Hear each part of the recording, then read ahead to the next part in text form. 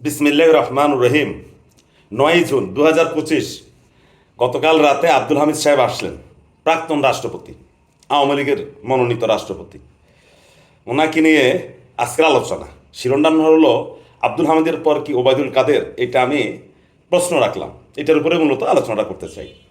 আব্দুল হামিদ সাহেব যখন গেলেন, কত আলোচনা, কত নাটক, 2-3 জন পুলিশ যারা বিমানবন্দরে চাকরি করে তাদেরকে সাসপেন্ড, আবার একটা তদন্ত কমিটি। কিন্তু তদন্ত কমিটি কি হয়েছে সেটার রিপোর্টে আজ পর্যন্ত এই জাতি দেখে নাই। অন্যান্য তদন্ত কমিটির ভাগ্যে যা ঘটে, আব্দুল হামিদ সাহেবের সিঙ্গাপুর যাওয়া বা ব্যাংকক যাওয়া উপলক্ষে যে তদন্ত কমিটি হয়েছে সেটারও একই ঘটবে। এখন কালকে হঠাৎ করে শিরোনাম হচ্ছে যে তিনি আসছেন 12টা কি 1টা কত মিনিটে ঢাকায় নামবেন। সে যথারীতি তিনি মুখে মাস্ক, পরনের লুঙ্গি, হুইল চেয়ারে করে তিনি সোজা বাসায় গিয়ে উঠলেন। বিমানবন্দরে কেউ তাকে একটা প্রশ্নও করেনি।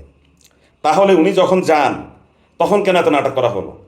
একজন প্রাক্তন রাষ্ট্রপতি হোক বা একজন সাধারণ মানুষ হোক, আমরা যারা গাঁও গ্রামে মফস্বলে থাকি এটা বুঝি যে একজন মানুষ অসুস্থ হলে তার অনেকগুলো সুবিধা থাকে।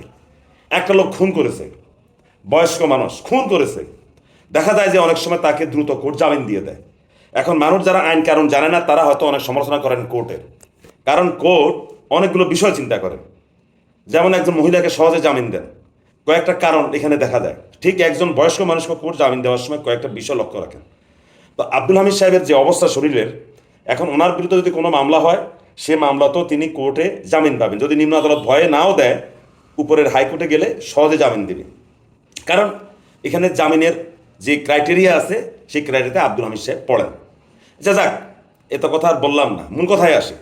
এখন আব্দুল হামিদ সাহেব আসার পরে দেখলাম যে সামাজিক যোগাযোগ মাধ্যমে আওয়ামী লীগের যারা 2-4 জন সক্রিয় থাকেন তারা বেশ উৎফুল্ল, তারা অভিনন্দন জানাচ্ছেন, তারপরে এই সেই করে তারা আব্দুল হামিদ সাহেবকে অভিনন্দন জানাচ্ছেন। এখন আব্দুল হামিদ সাহেবের আশা অনেককে স্তব্ধ করে দিয়েছে। বাংলাদেশের অনেক সাংবাদিক যারা পটপট পটপট করতো, ঢাকা শহরে থাকে, তাদের মুখ বন্ধ হয়ে গেছে। আমরা আগেও পটপট করি নাই, আমরা মোটামুটি যেটা বুঝি রাজনীতির হিসাব নিকাশ করে আমরা ইউটিউবে কথা বলি, কারণ আমরা থাকি গ্রামগঞ্জে, আমরা গ্রামের মানুষ, মফস্বলের মানুষ। এখন আব্দুল হামিদের এই যে আগমনটা, যদি আমরা এটাকে ধরে নেই যে পিওর তিনি চিকিৎসার জন্য গেছেন এবং তিনি চিকিৎসা শেষে এই দেশে এসেছেন, তাহলে হবে কিন্তু রাজনীতির হিসাব একটা। আর যদি তিনি আবার দেশে আসেন কোনো সিগন্যাল নিয়ে, সেটা হবে আরেকটা। এখন তার যে আগমন, এই আগমনে কিন্তু এখন ওবায়দুল কাদেরের পথটা কিন্তু ক্লিয়ার হয়ে গেছে। কেন বলি? ওবায়দুল কাদের কিন্তু একজন অসুস্থ মানুষ। আপনি তাকে যখন কোর্টে নেবেন, নিম্ন আদালত জামিন দিয়ে দিবে, নিম্ন আদালত না গেলেও হাইকোর্টে দিবে, এটা দিবে। আওয়ামী লীগের ফ্যাসিস্টের আমলে আমাদের বিএনপির নেতাকর্মীদের বিরুদ্ধে অসংখ্য মামলা করেছে। আমাদের বিএনপির এবং জামাতের যারা অসুস্থ ছিলেন তারা জামিন পেয়েছেন হাইকোর্ট থেকে, মহামান্য হাইকোর্ট থেকে। ঠিক ওবায়দুল কাদেরও জামিন পাবেন। এখন এই যে আব্দুল হামিদ সাহেব ফিরে আসলেন, যদি তিনি হয়তো আরো কিছুদিন থাকতে পারতেন, তিনি ইন্ডিয়া যেতে পারতেন শেখ হাসিনার সাথে সলা পরামর্শ করতে, বা তিনি বিশ্বের অন্য কোনো দেশে গিয়ে পালিয়ে থাকতে পারতেন। প্রাক্তন রাষ্ট্রপতি একটা দেশের একটা ন্যূনতম মর্যাদা তো তিনি পাইতেন। এ ক্লাস না হোক, বি ক্লাস না হোক, সি ক্লাসের মর্যাদা তো তিনি পাইতেন, একটা রাষ্ট্রপতি না। কিন্তু তিনি চলে আসলেন সাহস করে। হয়তোবা তিনি জানেন, কারণ তিনি একজন আইনজীবী, অ্যাডভোকেট, যে তাকে বিরুদ্ধে মামলা হলো, তিনি কোর্টে গেলে তিনি জামিন পাবেন, তিনি অসুস্থ। তিনি এইটা এসে প্রমাণ করে দিলেন যে এখন আওয়ামী লীগের যে ওবায়দুল কাদের, সেও যেন দেশে আসে। হয়তোবা দেখা যাবে কয়দিন পরে ওবায়দুল কাদের চলে আসবে।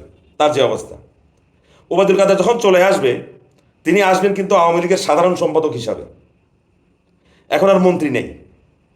এখন যেহেতু আওয়ামী লীগের সরকার নাই, সেহেতু তার কোনো মন্ত্রিত্বও নাই। তিনি এখন যে পদবিটা বহন করেন সেটা হলো আওয়ামী লীগের সাধারণ সম্পাদক।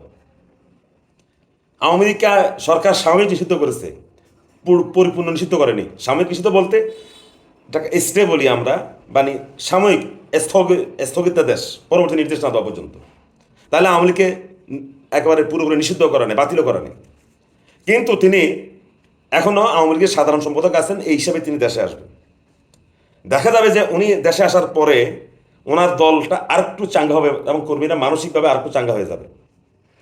এমনও হতে পারে এরপরে পর্যায়ক্রমে যত হার্টের রুগী অসুস্থ আছে তাদেরকে শেখ হাসিনা বাংলাদেশে পাঠাবে। মাঠ দেখবে, মাঠটা কেমন। যদি দেখে যে মাঠ মোটামুটি গরম হচ্ছে, তাহলে কিন্তু শেখ হাসিনা চলে আসবে। আপনারা যে যাই বলেন, এটার নাম বাংলাদেশ আওয়ামী লীগ, এটা পুরানা দল। আমাদের গ্রাম দেশে নোয়াখালীতে, আমাদের লক্ষ্মীপুর জেলায় একটা কথা আছে যে আওয়ামী লীগ বহুত পুরানা পার্টি, কয়রা এরকম জিম জিম জিম জিম ঝিম ধরে থাকে। হঠাৎ করে মাথা যখন একবার ঝাঁকড়ানি দেয়, তখন সবগুলা আশপাশ থেকে দশা দূরে দেওয়া পড়ে। কথাটা কিন্তু একবার ফেলে দেওয়ার মতো না। এটার নাম বাংলাদেশ আওয়ামী লীগ। এটার পানিতে সিদ্ধ করলেও কিন্তু এটা সহজে সিদ্ধ হয় না। ওরে বাবার মারাত্মক, এটা খুব খারাপ। এখন যদি যে কথা বলছিলাম, তাহলে আব্দুল হামিদ সাহেবের পরে হলো ওবায়দুল কাদের, এরপরে পর্যায়ক্রমে কে কে আসে। মাঠ গরম হলে দেখা যায় একদিন হঠাৎ করে এসে শেখ হাসিনা ওয়াজেদ ঢাকায় হাজির।